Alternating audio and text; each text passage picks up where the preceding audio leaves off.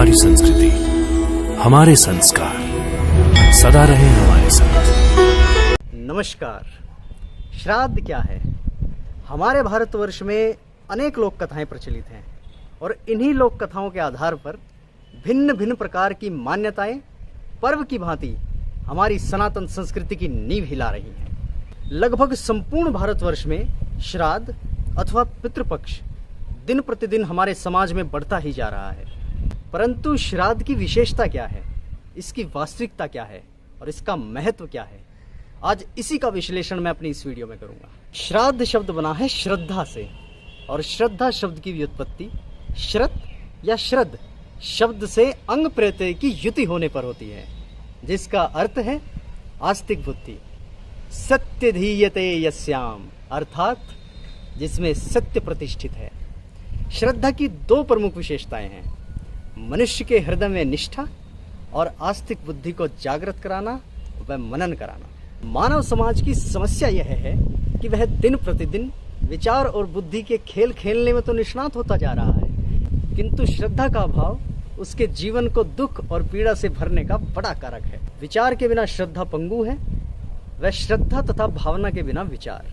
जब विवेक के अभाव में यही पता नहीं कि श्रद्धा किस पर और क्यों लानी है, उसका अभिप्राय क्या है, तो वह श्रद्धा एक अंधश्रद्धा बन जाती है। इसलिए इस पर ध्यान देने की आवश्यकता यह है कि श्रद्धा का वास्तविक अर्थ हृदय में निष्ठा व आस्तिक बुद्धि है, अर्थात बुद्धि के साथ श्रद्धा। यह तो हुई श्राद्ध के अर्थ की बात। अब यदि पितरों से जोड़कर इस शब्द की बात करें तो अपने पूर्वजों के प्रति श्रद्धा, अपने कुल परिवार के प्रति श्रद्धा, अपनी जातीय परंपरा के प्रति श्रद्धा, अपने माता पिता गुरुजनों व आचार्यों के प्रति श्रद्धा की भावना से प्रेरित होकर किए जाने वाले कार्यों को श्राद्ध कहा जाता है। यदि हमने अपने घर परिवार व समाज के जीवित पितरों तथा माता पिता को आत्मिक व शारीरिक सुख पहुंचाने के लिए कोई कार्य नहीं किया, तो मृतक पितरों के नाम पर केवल भोजन करवाने मात्र से हमारे पितरों की आत्मा को शांति नहीं मिल पाई। पितृ केवल भोजन के भूखे नहीं होते, वे तो अपने कुल व संतानों में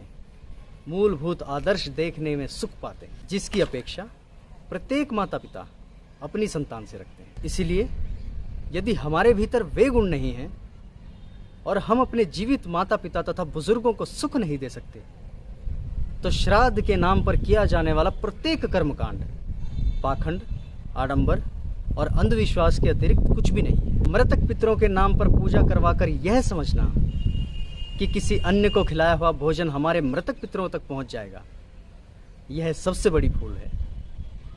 जीवित पितरों को सुख नहीं देना व मृतक पितरों के नाम पर कर्मकांड कराना, यह सबसे बड़ी मूर्खता है। कर्मकांड कोई श्राद्ध नहीं है, यह तो मूल जीवन में अपनाने योग्य किसी भी संस्कार का मात्र प्रतीक भर है।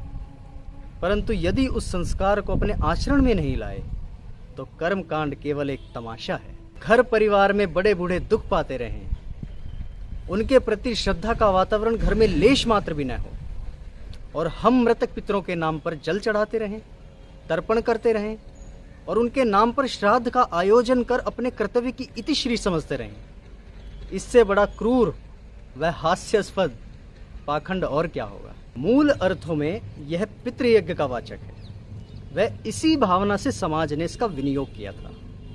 परंतु अब इसे नेष्ट, कणाते, अशुभ दिन, नकारात्मक दिन व शुभ कार्य प्रारंभ करने के लिए अशुभ दिन मान लिया गया है। मैं पूछना चाहता हूं, क्या कभी किसी के पूर्वज उसके लिए अशुभ हो सकते हैं? क्या कभी किसी के पूर्वज अपनी संतानों का अनिष्ट चाह सकते हैं? ऐसे में पितृपक्ष को नकारात्मक प्रभाव देने वाला मानना कितना अनुचित व अतार्किक है।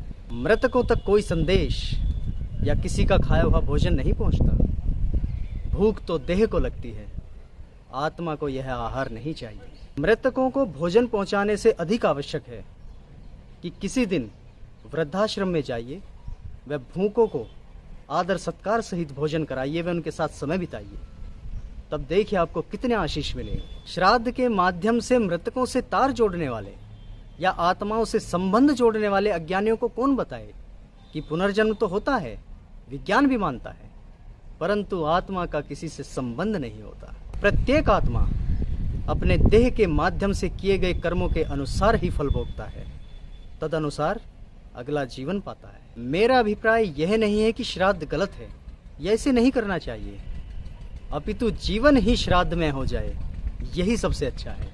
इस वक्तव्य का मूल अभिप्राय यह है कि श्राद्ध क्या है, इसका विधान क्यों किया गया, श्राद्ध का अर्थ क्या है, भावना क्या है, यही सब जानकर ही इसे करना चाहिए। इसलिए श्राद्ध के नाम पर पाखंड, आडंबर व ढकोसला न करें, अपितु अपने कुल, परिवार, जातीय परंपरा, पूर्वज, माता, पिता, गुरुजनों, आचार्यों, समाज के बुजुर्गों व वृद्धों के प्रति श्रद्धा की भावना से प्रेरित होकर अपने तन, मन, धन तथा निस्वार्थ व कृतज्ञ भाव से जीवन जीना व उनके ऋण का अनुभव करते हुए पितृयज्ञ की भावना को बनाए रखना ही सच्चा श्राद्ध है। अपराधी भावना मृत्यु कामना मूल, गया अग्निरथ रह गए शेष चिता के फूल।